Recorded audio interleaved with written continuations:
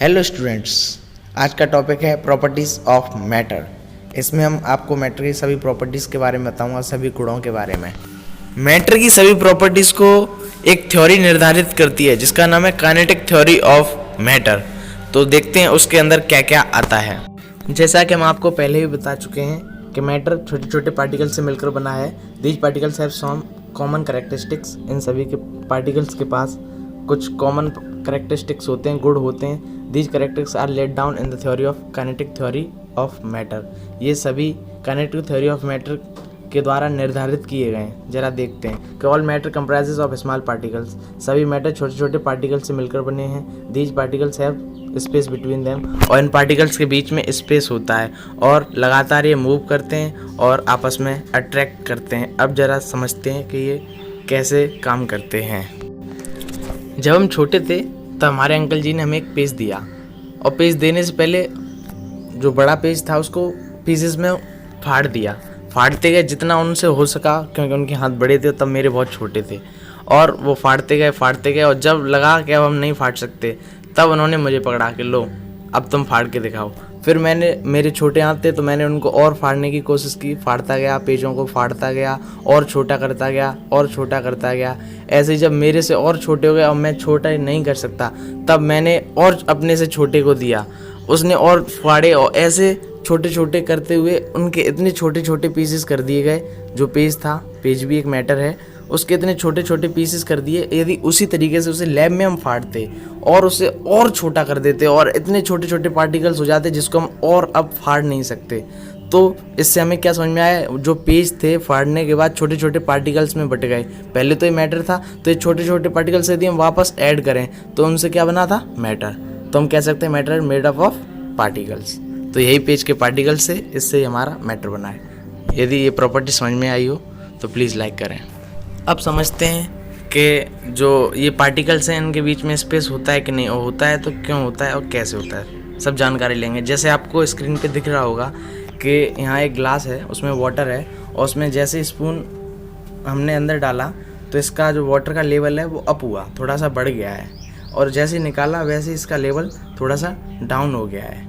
क्यों? क्योंकि स्पेस होता है और स्थान भी गिरती है और वजन भी होता है स्पून में, क्योंकि वो मैटर है। वैसे मैंने ये उंगली डाली क्योंकि ये भी मैटर है, इसमें भी स्थान गिरने की क्षमता है और ये भी वजन रखता है। जैसे इसको डाला तो लेवल अप हो गया और निकाला वैसे लेवल डाउन हो गया। लेकिन ऐसा क्यों हुआ? अब ऐसे हम इसमें 1 चम्मच शुगर डालते हैं और शुगर डालने के बाद इसको हम घोलते हैं। घोलने के समय देखो इसका लेवल अप है, ऊपर की ओर है, लेकिन जैसे ये शुगर घुलती जा रही है उसी तरीके से इसका लेवल डाउन होता जा रहा है, लेवल डाउन होता है। जैसे ही पूरी घुल जाएगी वैसे लेवल पहले की तरह सेम हो गया। ऐसा क्यों? वाई? हम वाटर को जूम करें तो कुछ ऐसा दिखेगा जैसे ये वीडियो में दिख रहा है, और इसके साथ शुगर के मॉलिक्यूल्स भी इसी में मिक्स हो जाते हैं। इसमें जो स्पेस दिख रहा है बीच में थोड़ा थोड़ा सा, उसी के बीच में उसी में मिक्स हो जाते हैं हमारे शुगर के मॉलिक्यूल्स, जिसमें स्पेस होता है। और ऐसे हम कह सकते हैं कि जो पार्टिकल्स होते हैं मैटर के उनके बीच में स्पेस होता है। अब हम समझते हैं how can we say these particles are continuously moving, कि जो ये पार्टिकल्स हैं मैटर के वो लगातार मूव करते हैं। और कैसे करते हैं? यदि करते हैं तो पहले की तरह हम बीकर लेते हैं और बीकर में हम थोड़ी थोड़ी करके इंक को ड्रॉप करते हैं, और देख रहे हो आप जैसे इंक को हम वैसे ही जैसे ही ड्रॉप कर रहे हैं वैसे वो धीरे धीरे नीचे की ओर आ रहा है। मतलब हम समझ सकते हैं कि पार्टिकल्स हैं वो मूव कर रहे हैं। और थोड़ी देर रुकते हैं और देखते हैं। इस वीडियो के ध्यान से देखना, ये धीरे धीरे कंटिन्यूसली लगातार मूव कर रहे हैं। यही है how we can say these particles are continuously move. थोड़ी देर बाद यदि हम देखें तो देखो ये पूरे वाटर में मिल चुका है। और ऐसे हम क्या कह सकते हैं, आप समझ ही गए होंगे कि हमारे दीज पार्टिकल्स कंटिन्यूसली मूव, जैसे कि पूरी इंक अब मिल चुकी है मूव कर। अब लास्ट टॉपिक है the particles attract each other. Particles हैं वो आपस में अट्रैक्ट करते हैं या नहीं करते हैं? करते हैं तो कैसे करते हैं? यदि प्रॉपर्टी है तो करते तो होंगे ही। जैसे हम कह सकते हैं, यदि हम एक लकड़ी को लें, मान लो हम माचिस की तीली को लें और उसे तोड़ें तो उसमें थोड़ा सा तो फोर्स लगेगा। वो मैटर है, आपस में पहले से लगा हुआ है। एक बार तोड़ते समय थोड़ा सा फोर्स लगता है, वो अट्रैक्ट आपस में करते हैं, लेकिन आप उसका अट्रैक्शन फोर्स को कम करना चाहते हो।